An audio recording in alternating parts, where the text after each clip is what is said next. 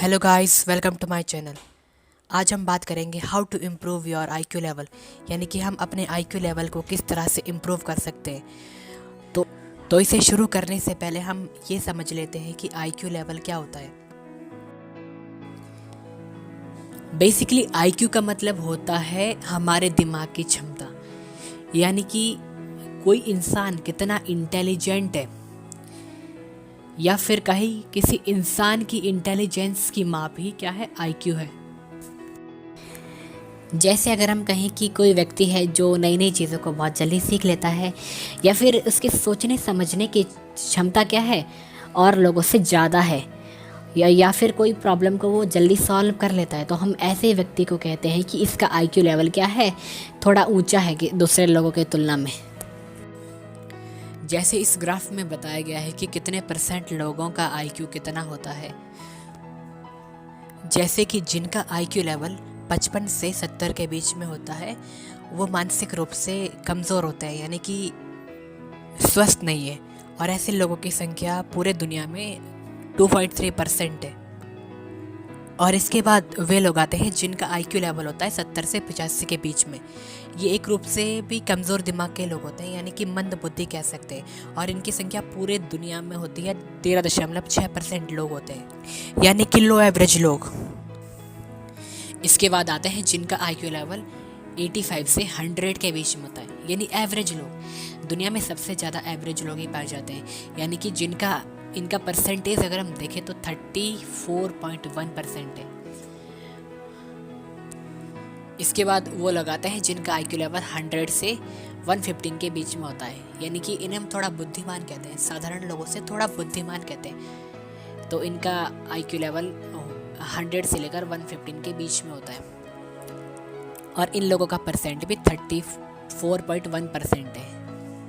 इसके बाद जो लोग आते हैं उनका आईक्यू लेवल होता है 115 से लेकर 130 के बीच में, यानी कि ये लोग काफ़ी इंटेलिजेंट होते हैं, हाईली इंटेलिजेंट होते हैं।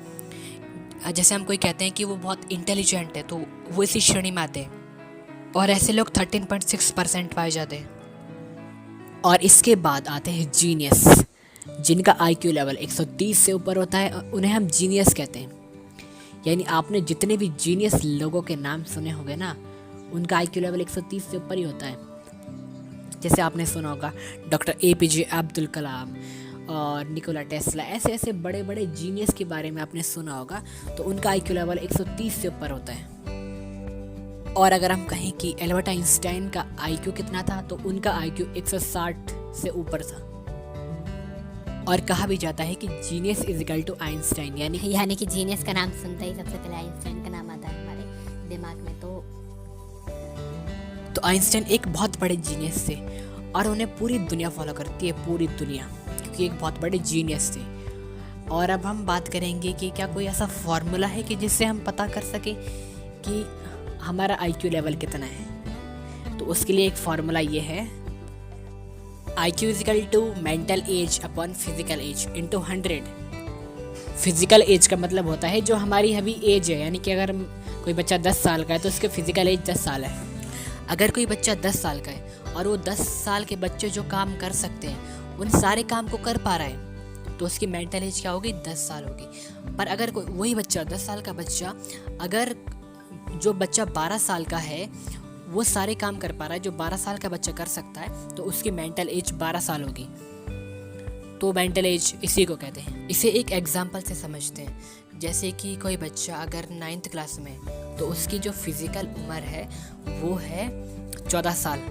अगर वो बच्चा 9th क्लास का पूरा सिलेबस पढ़ पा रहा है, बेसिकली क्या होता है ना कि 9th क्लास का सिलेबस टफ होता है और सारे बच्चे उसको कवर नहीं कर पाते हैं। अगर वो बच्चा कवर कर पा रहा है तो उसकी मेंटल एज 14 साल से ज़्यादा। बट अगर वो बच्चा 10th क्लास का सिलेबस को भी पढ़ पा रहा है उसी उम्र में, तो उसकी जो मेंटल एज है वो 15 साल है, उससे ज़्यादा होगी। तो इसी को हम क्या कहते हैं, मेंटल एज कहते हैं। अब हम बात करेंगे how to boost your IQ level, यानी कि अपने आईक्यू लेवल को हम कैसे बढ़ा सकते हैं। तो इसके कुछ तरीके हैं जिनका उपयोग करके हम अपने आईक्यू लेवल को बढ़ा सकते हैं। हमारा ब्रेन एक मसल की तरह है, यानी कि जैसे हम अगर जिम में जाते हैं तो हम वहाँ पे क्या करते हैं, अपनी मसल्स को क्या करते हैं, पावरफुल बनाते हैं, स्ट्रांग बनाते हैं। ठीक वैसे ही हम जो ब्रेन है वो भी एक मसल्स की तरह है, यानी कि जितना हम इसे यूज़ करेंगे उतना ही ये क्या होता जाएगा, शार्प होता जाएगा। तो कुछ तरीके हैं जिससे आप इसे और शार्प कर सकते हो। इसमें जो सबसे पहला तरीका है वो है ध्यान, यानी मेडिटेशन। ध्यान से आपको बहुत लाभ हो सकता है। आपका इससे IQ लेवल तो बढ़ेगा ही, साथ में आपका जो तनाव है वो कम, और आपके दिमाग में जो आलतू फालतू थॉट्स आते हैं ना वो कम होने लग जाएंगे धीरे धीरे। और इससे आपको क्या होगा ना, आपके अंदर पेशेंस बढ़ेगी और आपके अंदर जो साहस है वो बढ़ता जाता है ध्यान करने से, और आपका अपने मन पर काबू धीरे धीरे होने लग जाता है। और अगर आप ध्यान बहुत लंबे समय तक करते हो तो आपको अंदर से एक सेल्फ अवेयरनेस फील होती है, यानी कि आप अपने प्रति अवेयर होने लगते हो धीरे धीरे, और आप धीरे धीरे अपने इमोशंस पर कंट्रोल करने लग जाते हो। जैसे कि आपका गुस्से पर कंट्रोल करने लग जाते हो और अपने ओवर थिंकिंग पर। ऐसी बहुत सारी चीज़ें हैं जिससे आप ध्यान निकल सकते हो ध्यान की सहायता से, और आप डिप्रेशन जैसी चीज़ों से भी बाहर निकल सकते हो। ऐसे बहुत सारे बेनिफिट्स हैं ध्यान के जिससे आपको बहुत लाभ होगा अगर आप ध्यान करते हैं तो। दूसरा जो तरीका है वो है चेंज द ऑर्डर, यानी कि आप अपने काम करने के तरीके में थोड़ा परिवर्तन ला सकते हैं। जैसे अगर आप राइट हैंड से लिखते हो तो आप लेफ़्ट हैंड से लिखने की भी कोशिश करें। और जब आप लेफ़्ट हैंड से लिखोगे तो आपके सामने एक बड़ा चैलेंजेस आएंगे, आप लिख नहीं पाओगे। आप ऐसे लिखोगे जैसे कि फर्स्ट क्लास का बच्चा पहली बार लिख रहा है, आप कुछ ऐसा लिखोगे है ना, या तो फिर उससे भी ख़राब लिखोगे।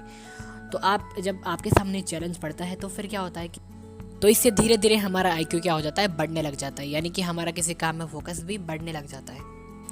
और इसके अलावा आप बहुत सारे काम दूसरे भी कर सकते हो, जैसे कि आपने एक हाथ से सर्कल बनाया और एक हाथ से क्या बनाया, स्क्वायर बनाया एक साथ। अगर आप एक साथ करोगे तो आपके सामने बहुत चैलेंज आएगा, जिससे कि हमारा IQ क्या होगा, धीरे धीरे बढ़ना स्टार्ट हो जाएगा।